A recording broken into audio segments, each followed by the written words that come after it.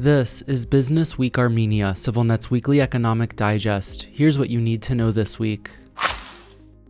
Iran's and India's envoys to Yerevan this week talked up the importance of Armenia's inclusion in a proposed trade route that would significantly reduce the cost of moving freight across the region. The route would connect Armenia and India through the Iranian port of Chabahar, which New Delhi built and operates to bypass its arch-rival Pakistan. We believe that the corridor from India to Chabahar and onto Armenia and further north, the Black Sea, is a reliable route for transporting goods to the north into Europe, Iranian Ambassador Mehdi Sobhani said this week, adding, "The development of this path will protect our countries against external harm. We are ready to work with Armenia to understand how the country can benefit from the opportunities of this corridor," Indian Ambassador Nilakshi Saha Sinha added. To that end, Tehran is prepared to offer Yerevan preferential treatment to use Chabahar and other Iranian ports, Armenia's economy ministry said this week. No other details were made immediately available. Armenia has long enjoyed good ties with Iran, while Yerevan's relations with New Delhi have warmed noticeably in recent years. Senior Armenian, Iranian, and Indian diplomats held three-way talks for the first time earlier this year to review connectivity and trade issues.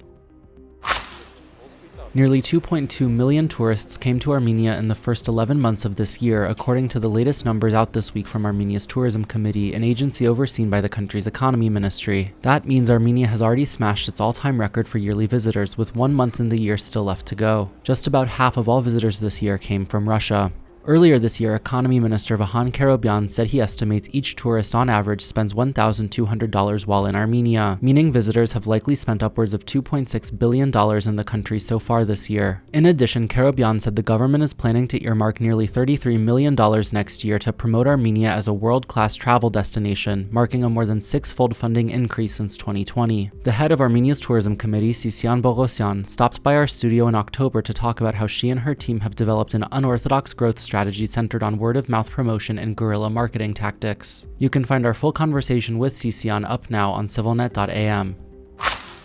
The head of the United Nations Atomic Agency insisted this week that Armenia's sole nuclear power plant meets international safety standards, pushing back against objections by Turkey to the facility's continued operation. The Metsamor plant can continue operating. We are satisfied with the way in which important refurbishments have been implemented, the International Atomic Energy Agency's Rafael Grossi told the Armen Press news agency. In addition, Grossi dismissed Turkey's repeated calls for Armenia to shut down Metsamor, which is located fewer than 20 kilometers from the border, adding, "The most important thing is that Armenia continues to work seriously with us and reinforces the safety of the facility, and we are very confident in this matter." Metsamor, the only active nuclear power plant in the South Caucasus region, plays a critical role in Armenia's energy sector, generating about 30% of the country's electricity. Rosatom, Russia's state nuclear energy company, helps run the plant in collaboration with the Armenian government. The Soviet-era plant was initially due to be shut down in 2017, but its lifespan has been repeatedly extended under consecutive administrations. The government now says Metsamor can be safely run until 2036. Grossi, the UN atomic chief, visited the facility most recently last year.